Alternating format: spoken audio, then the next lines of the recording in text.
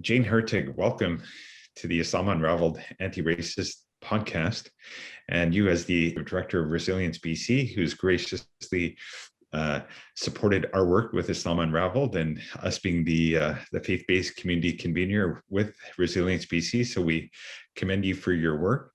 And how we normally start our conversations, we'd like to know about the person and just really how you arrived to being involved in social justice and anti-racism at a level. So from our personal journey, how did you come to this work? I know it's many kind of twists and turns, but it would be grateful for us to understand how you got to here.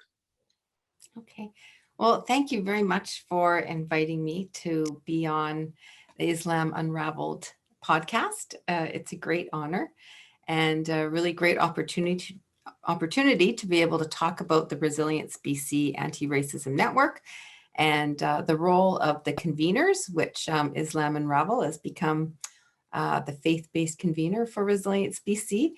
It's really a really fantastic opportunity for the network members to be able to join forces with these conveners, to be able to reach out deeper into communities, to help the public, help community members to address racism and hate. So thank you very much for inviting me today. So me personally, I'm a white settler woman that is from Treaty 6 territory, which is now called Alberta, and Edmonton specifically is where I was born. And I now live on the territory of the Lekwungen speaking people, the Songhees and the Esquimalt nations. And it's a great honor to be living in this beautiful land as an uninvited guest. And my journey to where I am today is, I think, obviously with most people, begins with my parents, who were on my father's side. His father was a Romanian Jew, and his mother was from Odessa, and they met in Winnipeg and moved to Edmonton, where my father was born. And he grew up to be a bookseller and a great reader and a great learner, and became very proud Canadian and really a champion for citizens to be participating and engaging in their own communities and fighting and working to make their communities a better place, more just society. And my mother, her parents were from Ontario, and she and my dad opened up a bookstore in Edmonton in the 60s, and it was the first bookstore in Edmonton. And they both are great readers, as I mentioned, and love of learning, pass that on to my sisters and I. I have 3 sisters. And again, instilled this responsibility that we have with the privilege that we had living in a middle-class neighborhood and having all the opportunities of the world in front of us, that was really up to us to be using that privilege to be making change. So that had a great influence on me. And I've had a really interesting career working in the community, helping people to be engaged in politics and making decisions about how they're being represented, working with volunteers at a medical facility, lots of really fantastic opportunities to be listening and learning and helping people to engage in what their passion is for them, for these particular people to be working in their communities. And were there any books that influenced you, or philosophies maybe from your father and your family being readers and just really understanding the greater world through the adventure of different worlds and books can take us down? Were there books that spoke to you that influenced kind of even some of your ideas that you use today? I think when we were little, we were in the bookstore a lot. So I think having access to all the different types of books that there are, and being able to appreciate the value of what you're getting from that learning. But I think that probably the work of my dad in the 80s, through a very generous grant from the Alberta government, was able to publish the Canadian Encyclopedia. And that was, long before we had the internet. And my dad was, conscious of the fact that encyclopedias that we had in our homes and in our libraries were printed in the United States. And so maybe they had snippets of information, maybe accurate, about Canada. But so this feat of putting together the Canadian Encyclopedia was a really great accomplishment. So it was the idea of being able to have a vision. It was the same thing with opening up the first bookstore, having a vision of what's needed, understanding what the public are looking for and what's needed to be helping to have an informed citizenry, and putting those ideas into practice, and actually being able to create the encyclopedia, which then through the Alberta government was a gift to, I think, every library in Canada, I believe, was as part of their centennial anniversary. And this was the pre-Google. This was Yes, definitely pre-Google. We may have even had a copy. We actually grew up across the border in Fort St. John, which is not far from Edmonton. Right. Very, very cold in the winter. Very, very cold. That's right. Yeah.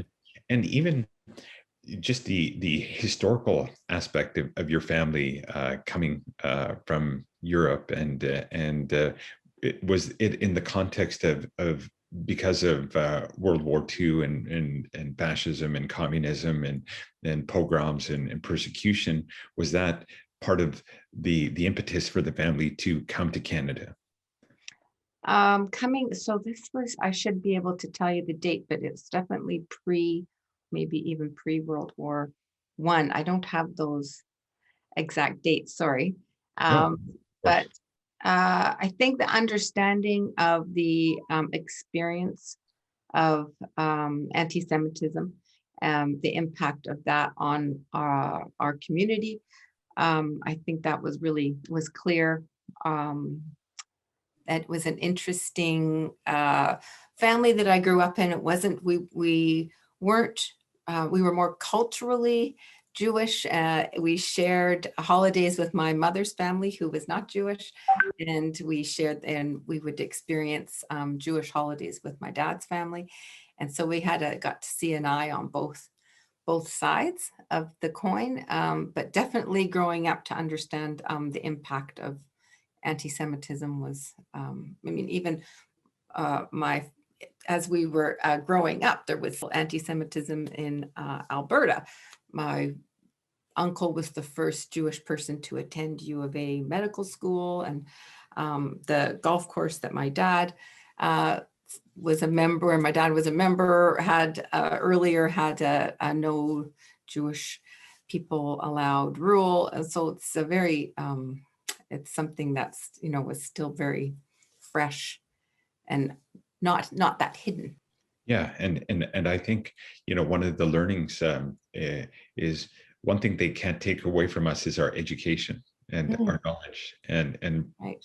And part of those learnings, like because experiencing that, and I think when somebody experiences discrimination and grows up with that and sees the impact of discrimination, for myself, I'm speaking for myself, when I've seen it in my life, being from originally from Pakistan, and my great grandfather came in India before Pakistan existed, and so being a person of color and a different religion, the historical racism the families endured, and to a degree, there's the intersection of race and religion, where there's multiple levels of discrimination. So to feel it and understand it, and then have compassion for others that experience that. And so I think probably why both of us are here today is because through our life learnings, we're like, well, what can we do meaningfully for other people, not just ourselves and our communities, but for everybody.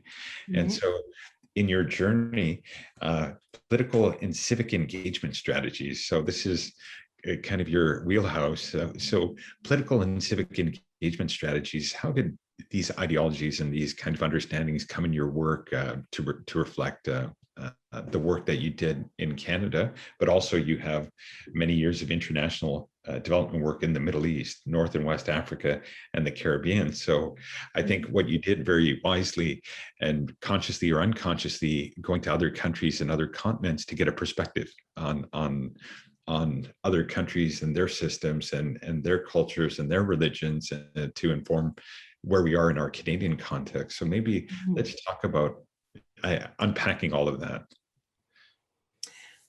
So as I mentioned, it was, I think because of my white privilege, I had a lot of opportunity in front of me when I finished university, and was able to have opportunities to be working in politics, doing campaign organizing, working in Parliament Hill, learning about how government works. I worked in the legislative buildings in British Columbia, understanding how decisions are made, and how the public is engaged in that decision-making process, communicating with voters and to make sure that people are understanding what's happening.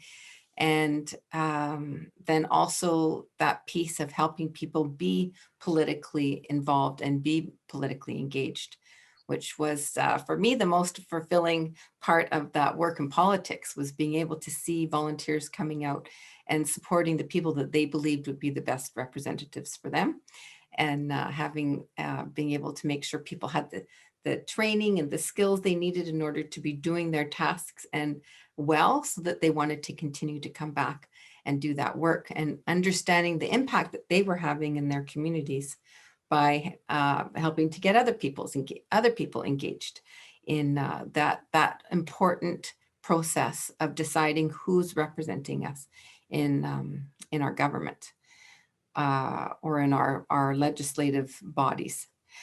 Then I went on and was specifically working with volunteers in at the BC Cancer Agency for 5 years, which was a really rewarding job. And I found that, again, it's being able to give people the opportunity to do that kind of work, to be giving back to their communities. And that's a feeling that is, it makes you feel closer and care more about what's happening in your community. And it helps you to see what changes need to happen, and helps you to be more engaged. And it also makes people feel good about themselves when they can give their time and have the tools to be doing it well, and to feel confident, and to be committed to that, because they know that they're doing a good job. So it was a really, really amazing work working with volunteers. I was really, really honored to be able to do that.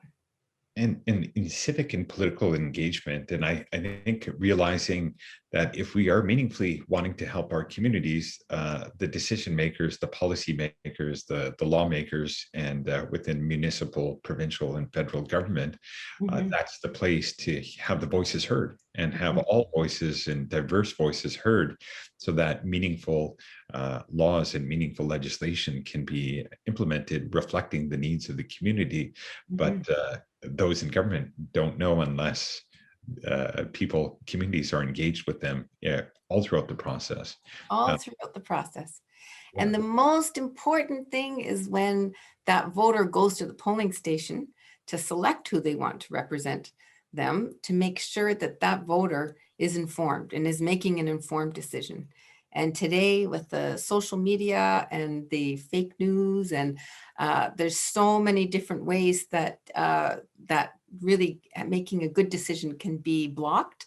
It makes it even more important for people to be getting involved, and for the voters to have an opportunity to be hearing about what is it that their options are. What is the vision that the different candidates have? What are their solutions that they're putting forward? So really, informed, educated voters is critical. And before we get into Resiliency BC and the story of that, the origin story, and where we are today, I really did want to understand your work in the Middle East and in Haiti and in Africa, just to understand what compelled you or what brought you to these countries, and what were the lessons learned. So I know let's start with the Middle East, and then we can go to the other countries. A million lessons learned. I went into the work really not having any clear idea of what it is I was getting into. What took me down that path was the fact that I had these political experiences and knowledge of how government works, and the organization I was working for does democracy works in countries that have transitioning democracies. And so that my experience with political parties and legislatures and volunteers and civil society was the sort of package of skills that they were looking for. So again, very, very great opportunity, and was really honored to be able to do this work. So, but as I said, not really super prepared. The first country that I went to was Mauritania, which is on the west coast of Africa, below Morocco. And it is one of the poorest countries in the world, where the Sahara Desert meets the Atlantic Ocean. And it was an incredible learning experience for me. And I think it's where I really learned to be able to really listen to people, and to hold back my white privilege going into a country with some sort of expectation that I have something to offer was really wrong. And so I needed to be able to sit back and listen, and be able to learn about the society and learn about the culture, and be able to understand what are the challenges that they're facing, and what do they see as the solutions. And then all I would have to offer is, well, this is what we did, and maybe there's a way to adapt that as a strategy for what you want to do, for what you want to accomplish. So, as we know, and I think there's it's a generalization, or this kind of thought process that one country or one race or one religion, they're all the same. And by going to Mauritania, which is very diverse, I do know Muslims are a very large percentage of that population, yet there's tribal issues, cultural issues, regional issues, socioeconomic issues. So there's a multi-level kind of layers of each of these countries that we're dealing with that are very complex. And by going in, as you said, listening to tell, because it's hard to teach without understanding and listening, and obviously there's lessons that can be learned from the work that you bring to the table, but it's also a two-way street. There's lessons, like you said, a million lessons that you were getting to inform even the work that you're doing in Canada, based on understandings and listenings of these diverse communities. And so Mauritania being culturally and also Islamically a significant kind of change from Canada, how is that adjustment with cultural and religious norms there that are not common here in Canada? Well, it was incredible. I was just so honored to be working with the team that there was an office there where I worked with a team of amazing young people who had such patience with me, and first of all, my poor French, because I was working en français, and also just with the fact that I didn't know the culture, and I didn't know the society and the tradition. So they taught me what I needed to know with great patience. And I am forever grateful, and to the fact that they helped me to be able to do what I was going to be doing with them. So there was so many things, and so many other people that came and talked to me and met with me, and on a regular basis, to help me understand what was happening around us. There was a coup while I was there, And so there was a lot happening. The political situation there was shifting quickly. After 2007, they elected their first president since the end of the colonial reign, and that was a really challenging opportunity for making some change happen. And specifically, I was there to support human rights organizations who were wanting to put in place a truth and reconciliation process to deal with human rights abuses that had taken place in the 80s and 90s. So that was by France. No, actually, it was so that's after the French left in the 60s.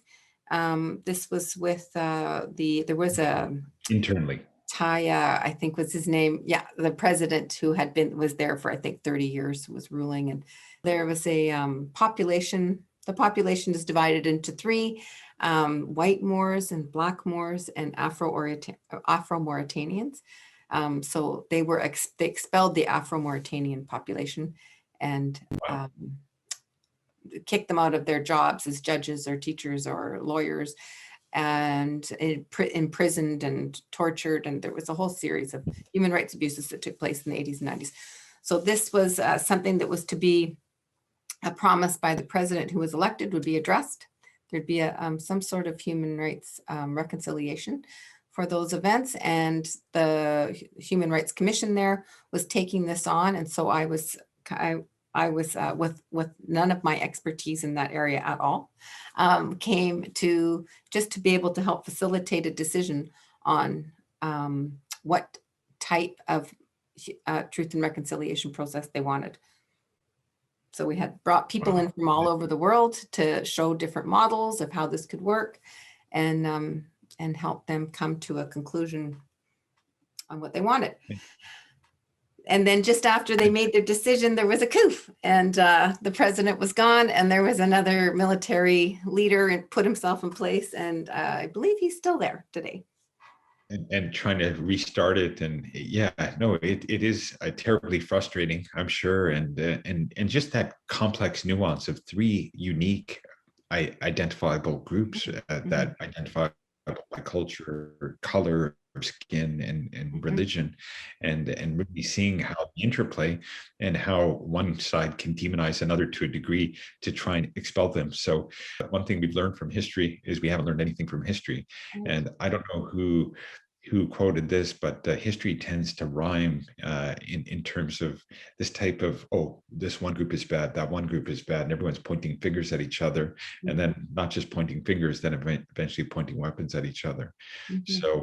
So now that was like you were thrown into the deep end of a very complex kind of environment and culture and country different from Canada, and now leaving Mauritania. Where was your next destination? So then I went to Iraq. Now you're going really into some heavy duty territory. Yeah. Very different dynamic. So complex. The politics of Iraq, the tribalism there, that there's so many different people that are involved, and outside influence in the country. It is, and it continues to be a challenging place, but with all of that complexity comes an amazing environment to be in. And the people so maybe it's up at the political level where you've got all the friction and tension and instigating the violence, but the people that I was engaging with, that I was working with and meeting on a daily basis, were all really amazing people with such incredible histories, and their journey to be able to be wanting to make change in their country and engage in the democratic process was inspiring. And the women that I worked with there, I learned so much. Learned so much about Islam and about how much strength the women got from being religious. And I learned a lot because I didn't know that much about Islam before I moved overseas. And then I found, yeah, I just found that it just is really an amazing place. I had an opportunity to see just a little bit. I lived for the most of the time on a compound. But one of the compounds we had in Baghdad was on the Tigris River, towards the end of the time that I was there. And just felt really special and magical, because although it's not in good shape right now, but it still is such a historical body of water, and the birds that were coming by, and it was just really an amazing place. All in that's surrounded, and at that time surrounded by so much violence and so much heartbreak for the staff that I worked with, and for the public, for the citizens of Iraq. And historically, that is the cradle of civilization, Babylon, and the Tigris and the Euphrates. Like historically, for thousands of years, so much rich history, and sadly, a lot of bloodshed over the centuries and millennium. Even today. And so now there's, one thing about racism and discrimination. So there's within religions, the sectarian issues, Sunni, Shia, and then other branches of Sunni and Shia. And so although within the context where a lot of people think of Islam as, okay, they're all like that, but even within Islam, as you can see, and even Judaism and Christianity, there's so many different unique perspectives that don't agree with the other perspective, yet everyone tends to say, well, all Christians are like this, all Jewish people are like that, all Muslims are like that.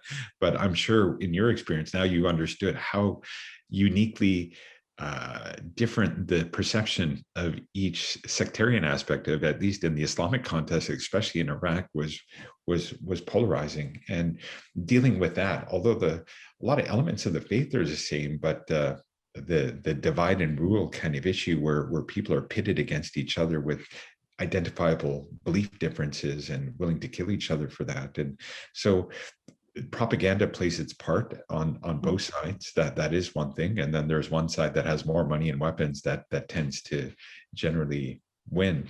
But these complex issues, by seeing it, and obviously in Canada, thankfully we live in a country where coups and violent kind of attacks against groups doesn't happen like it does in Iraq, which again, they're still dealing with the aftermath of 2 wars and civil war and ISIS and what have you. And so within this complexity and the perspective, what was the key learnings that you got, especially in Iraq? Because it is such it actually probably triggered the creation of ISIS, the destruction of Iraq, also the refugee crisis, starting with the first Gulf War and the second Gulf War, the refugee crisis, at least from the Middle East, a lot of that emanated from those wars. So what were the learnings based on kind of going in, let's just say, with a certain perspective, and how your perspective changed based on your experience? Well, I think that the the finding and understanding the answers to get out of those very complex, difficult situations is, I think, something that I learned is just not an easy thing to do. And so we may sit over here in Canada and read about it or listen to it on the radio about what's going on, and well, why can't those people just get it together? That's just not, that these are really complex historical problems that need to be resolved. And from, again, the people that I came in contact with, the people that were interested in making change, working for building civil society organizations to be able to get youth engaged in their communities, or we had a really amazing program where we had debate clubs set up in some high schools around the country, and teaching the teachers how to be listening better, because that's the big skill in debate, is to be able to listen to what your opponent's saying and then to be able to respond to what they're saying with your argument. And so those people that we had an opportunity to be working with were so committed to finding a solution and understanding that only by everybody working together that they would be able to find a way out. And they had, even though these problems are so complex and historical, believing that there was a way out of it. And that's obviously, is you can't, you're not going to find a solution if you don't believe that it's possible. So admiring the people that had that strength and commitment to their country. And although I think there was still a lot of fear that the route out peace was a long ways away, which in fact it was. I was there 2009 to 2011. So that's a long time ago. That's before ISIS. A very dangerous time as well, still, even Yeah. at the time. Yeah. So just, I think that learning that the strength, I mean, resiliency, I think that is a word here of people to be able to be living through those, continuously living through these nightmares of violence, and then still being able to get up and say, let's fix this. This isn't Overwhelming odds of brutality and oppression in multiple forms. Yeah. And one thing in my travels I found in Muslim countries is the hospitality. I don't know if you got a sense of that compared to even Canada. There's just this really welcoming of guests from, especially from countries like Canada and even other countries. But I think a lot of folks that haven't traveled, they may not understand that level of hospitality. How did that hospitality that you experienced in these countries, how did that change your perspective as well in terms of your understanding of hospitality? Well, I just Mauritania more so, because in Iraq we were living on a compound. Yeah. Although I did have lots of opportunity to eat delicious Iraqi food that our colleagues would bring in from their homes. So amazing dalma, for example, that I would. I'll go back one day for to have some real dalma again. And so in Mauritania and in Morocco, really, I had more opportunity to be experiencing people inviting you to their homes, or often in Mauritania, we'd be traveling throughout the country, and people would invite us to meals under these beautiful tents out in the desert, and be eating these from these beautiful dishes of couscous and vegetables and lamb or goat, and just the most amazing meals ever.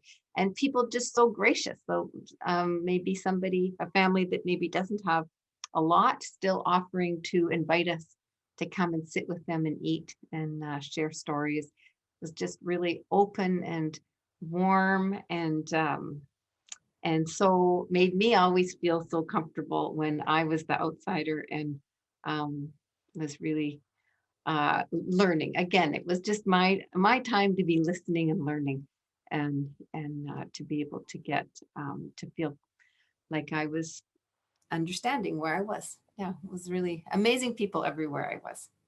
And how we are in Canada is we have a mosaic of multiple cultures, but when we go to these countries that have hundreds or thousands of years of history, tradition, culture, family, tribalism, that's something that's intrinsic to the people of, as you said, a communal way of eating from the same plate, sitting on the ground, sitting with the entire family, all the generations together, which in Canada is maybe not as common as that. But again, another perspective and a completely different way of life that maybe in Canada or the West we don't necessarily have.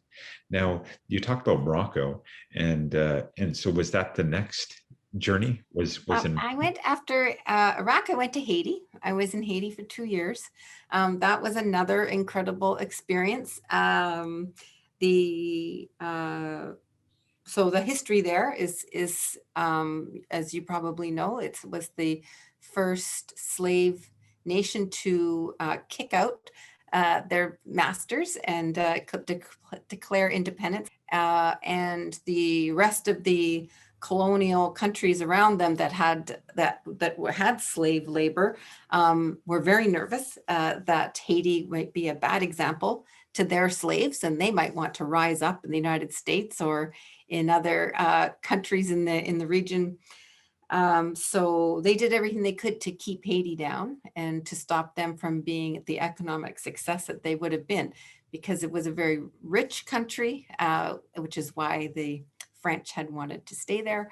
And geographically, it's a strategic spot in the hemisphere. And so it was a really important, I think, for other countries outside to not allow that country to thrive. And today it still suffers from that, failed launch on when they first declared independence. So literally to this day, the country is in a terrible, terrible shape.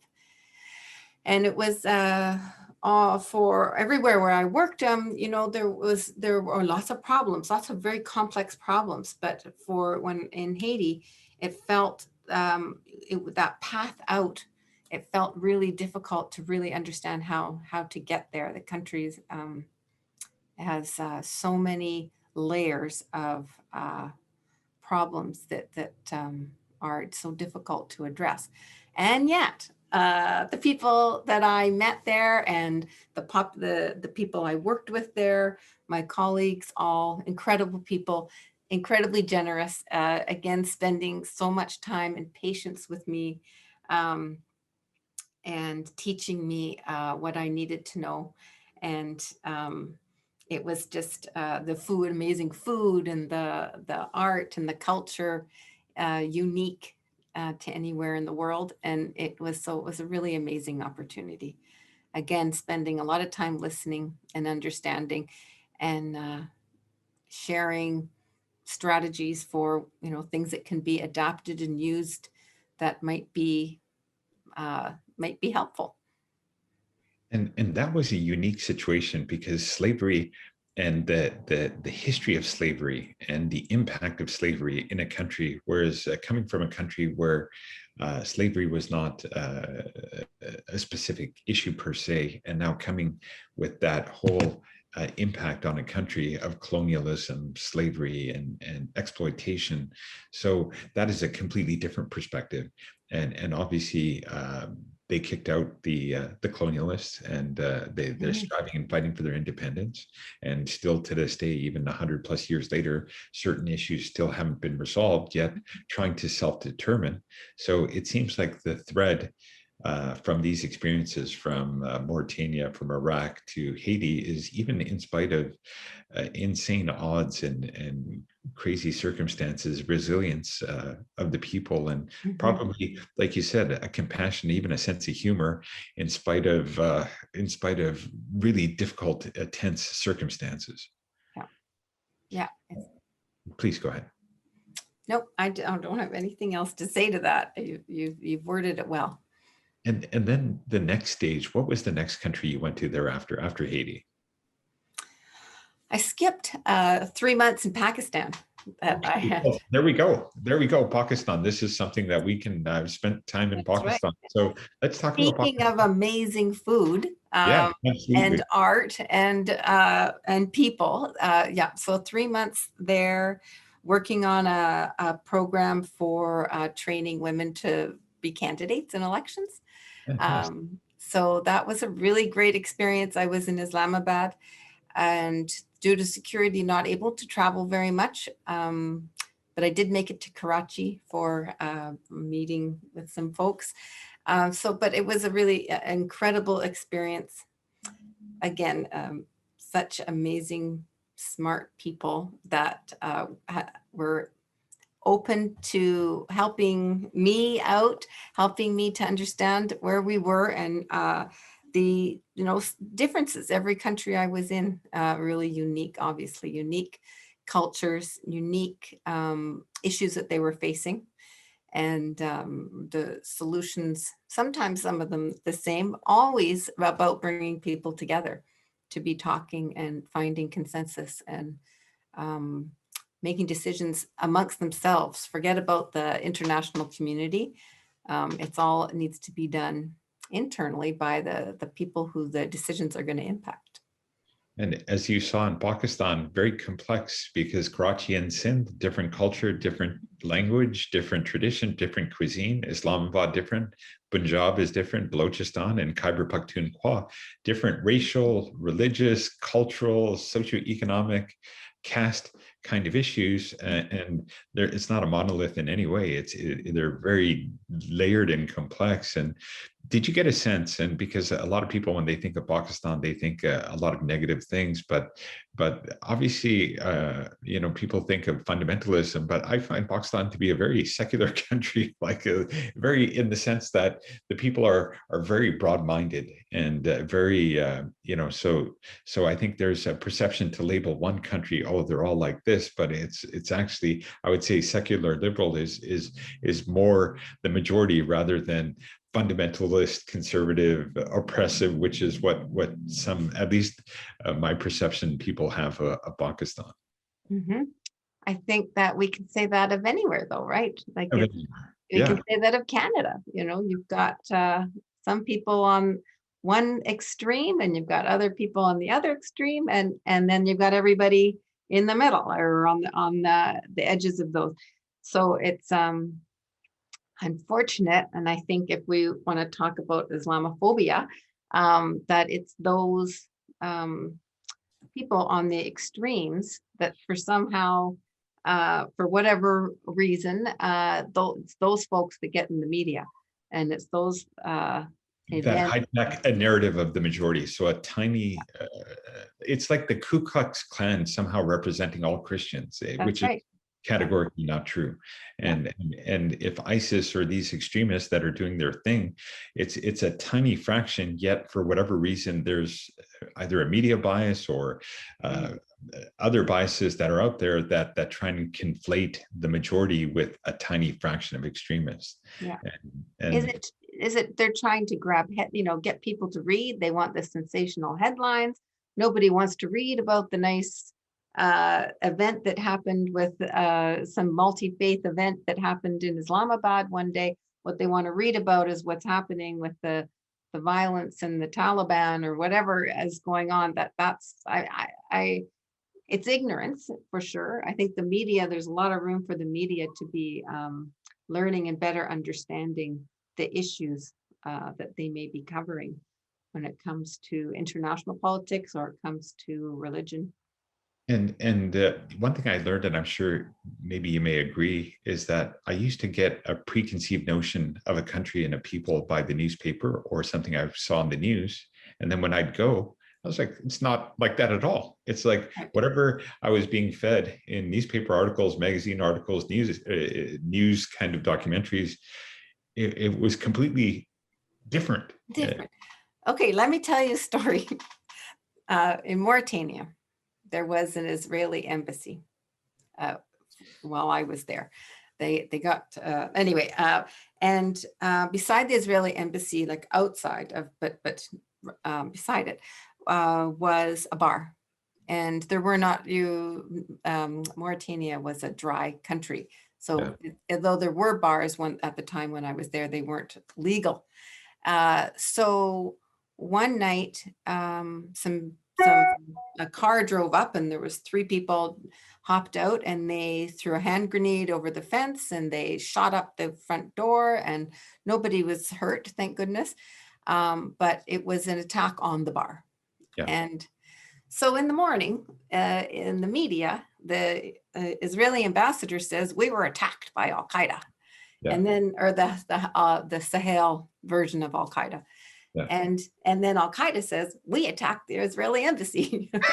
Like, wait a minute, you guys, nobody did either of those things. It was completely so using whatever, using the media taking it up without actually doing the research, whatever the political angles are that people are using to get their version of the truth out. Dangerous stuff. Very dangerous. And that's the media and people using threads of the truth to make a completely different reality, which a former president of the United States did very, very well. A That's right. completely distorted perception of what is real, what's not real. Yeah. So now getting to what's real for us in our Yeah. context in Canada. And your family, different background from Europe, my family, different background from India, Pakistan, and then there's Canadians from Korea, from China, from Japan, from Mm. all over the world. And I will get this. So although proud Canadian, born in Canada, raised in Canada, but whenever I travel, or even within Canada, people ask me, "Where are you from?" And I go, "I'm from Canada." And they go, "No, where are you from?" I'm from Canada. So even from a perception, like, so although my skin color, my perception, possibly the beard, religion, name is different from what somebody would perceive a Canadian to look like. Mhm. So I always find it amusing. I'm learning to be more amused rather than offended that wherever I go, Muslim country, non-Muslim country, I always get this question, where are you from? And then also whenever I do say I'm from Canada, there's always the question, no, seriously, where are you from? So it's Mhm. like this kind of thing to justify, I am Canadian, third generation. I love the fourth generation, and I love the country, but I do appreciate and respect my heritage and my roots. So it's both of that. Now, getting to the origin and history and how Resilience BC came to being in this time and age where racism is actually increasing. It's not decreasing. I think maybe under the Obama administration, maybe we thought it was getting better, but with social media, with other issues at stake, racism is getting worse and worse and worse, exacerbated by online disinformation and maybe foreign actors working to divide communities even further on different divisive issues. Mhm. So getting to this vision for Resilience BC, and I got to commend the work that you and your team have done, because it is comprehensive, it is ambitious, it is, again, we're here and we're grateful that phone calls that we made to government that weren't really returned years ago are now being returned, and we're part of the process. So let's talk Mhm. about how we got to here with Resilience BC. So I agree that that the government of the day has sees this as a priority, and it's unprecedented the support that they're giving. They have the first time that there's been a parliamentary secretary that's responsible for anti-racism initiatives. They're bringing in anti-racism legislation. They are going to be bringing in legislation to be collecting race-based data that will allow for understanding more deeply the impact of racism in the country, in the province. And then they funded the Resilience BC hub, which supports a network of 36 organizations around the province that are also funded by the province to be doing anti-racism work in their communities. So, and then these conveners that have been brought on to be connecting members of their communities, whether it be Black communities, Asian, and then the faith-based organizations. It's really an important initiatives that are taking place right now, and I'm really proud of the government for the work they're doing, and honored to have an opportunity to be working on these issues with you and with the network members, and then my really great colleagues that I have. We've done over the last year, put in place a number of different programs to be supporting the network members, spend time. We have monthly meetings, and we've been doing some workshops and just helping to bring the network members together to be sharing their experiences and what lessons they've learned. We're not more in taking initiatives in their communities. So lots and lots of lessons being learned. And with the spokes, because we've got Chinese Canadians, Korean Canadians, we've got Muslims come from every walk of life. 30% of Muslims are Black Muslims from Africa as well. So, and then we have Asian, Indonesian, Malaysian, Filipino, and Thailand and even mainland China. There's 100 million Muslims in mainland China. So many different intersections of race and religion, and same with the Christian community, many different races and religion, and also even in the Jewish community, there's the Sephardic Jews, the Ashkenazi Jews, and African Jews. So we even though the religion is the same or similar, but the race and the intersection of religion comes together frequently. So now in this context with the spokes, how did you reach out, and how did you assemble the spokes and get these teams? So your current team, the core team of Resilience BC, and then from that core team bringing the spokes together. So we use the very ingenious tool called SurveyMonkey. Fantastic. Yep, and we're really not doing anything without consulting with the network members, because we work for them. So wanting to understand what are your priorities, what are your challenges, and what can we be doing to be of some kind of assistance. And as you can imagine, each community, as you know, each community is so different, and opportunities in each community to be talking about racism, to be engaging with different communities. It varies. Lower Mainland's very different from Dawson Creek, different from Cowichan Valley. So that's the really the beauty of the program, is that we're able to be tailoring the support that we're offering to what they need, and we're using these Survey Monkeys, and we have lots of Zoom calls to be listening to what people are looking for and then responding to that. And I want to add that something that's a priority for the hub is to be taking a decolonized approach to our work, and ensuring that we're making sure that everybody's kind of on the same page on that. So we've had a number of different workshops and sessions to be talking about engaging with Indigenous communities, First Nations in British Columbia, to be able to make sure everybody's got a real clear understanding of the issues that are faced by Indigenous people in British Columbia, and what the challenges are, and how to be working towards ensuring that their communities are inclusive, and that the services are being provided equally to everyone, including the First Nations populations. And you brought up a great point. And again, the First Nations community is very diverse. Languages are different, cultures are different, the cuisine is different. And so whether it's the Musqueam, the Squamish, the Tsleil-Waututh, and we had a great conversation with the Tsleil-Waututh Nation, one of their representatives. And we were just talking about how we talk about God. And in Muslims, we say Allah. And I said, in the books that I read growing up, the Great Spirit.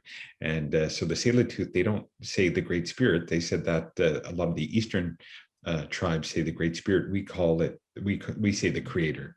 And so even from a religious standpoint, so one of the members of the Lillooet Nation, Norm Leach, we were talking about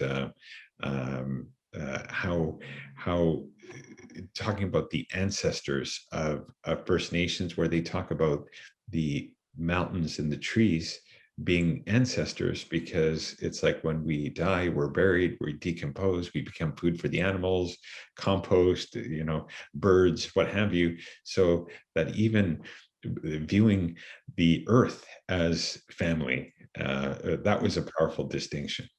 And yeah, and even salmon. We talked to MLA Adam Olson, and from the Sartlik Nation, he talked about how from human beings to salmon, and how that mythology comes together, and how we are part of the fish, and the fish are part of us, and so that holistic connection. And then the other thing Norm Leach brought up was Indigenous people didn't separate race and religion. It's like we're one, like we're not First Nations, and then we have this religion. It was our religion and identity and race are the same thing. And so that was something, and Norm was talking about, we haven't worked on getting religious status because our ethnic identity and religious identity were the same, but getting charitable status for religion was something that he thought was something they could work towards, because they're talked about in a racialized sense, but maybe not in a religious sense, from having their own kind of tax status regarding charitable issues for religious organizations. So just with those conversations, we got to understand nuances just with a few discussions that we've had. And so decolonization and our First Nations that were on their land.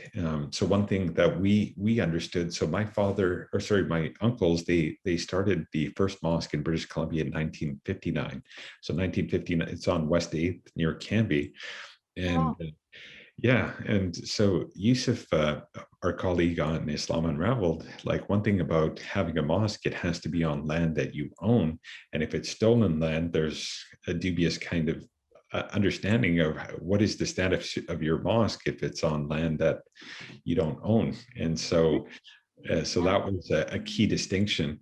So doing our part as Muslims, that, although my family's been here for 4 generations, but the First Nations have been here for millennia. So if we're doing our part, at least in our context as Muslims, to invite our First Nations brothers and sisters to come to our mosque, and vice versa, visit their communities, break bread. And actually, this is another distinction the Tsleil-Waututh Nation brought up.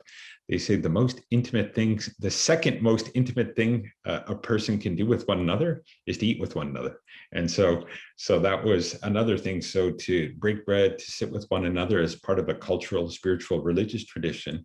And so these are things, as the convener, we're attempting to do for faith-based communities. And we're looking at our First Nations faith-based community as their First Nations and their faith, and to connect on that level. That's fantastic. That's going to be a huge value to when you start reaching out to the other communities to be sharing that information. And so it's helping to cross over those boundaries of where people don't see there's any commonality. Really interesting work. And you brought up SurveyMonkey, and part of what Yusuf and I discussed with other members of the ministry is what we heard reports. So not just metrics of how many people we met, how many communities we met, but what did we hear? Mm-hmm. What did we hear? And what did we understand? Just like what we discussed now. So we're going to work to formalize that so we can provide it to Resilience BC. So all the communities we meet with.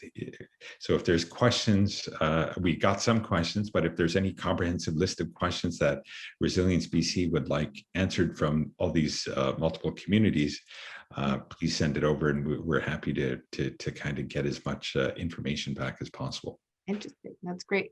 Thank you. And now we're just near the end of the hour. So now this is cliche, but the youth is our future. And one of the recommendations we made on this call earlier today with the Parliamentary Secretary Rachana Singh was a youth committee or advisory for this upcoming anti-racism legislation, because what's different, I'm in my mid-40s, and I understand the world is in a certain way, but I wasn't born into the internet generation, video gaming, online, everything.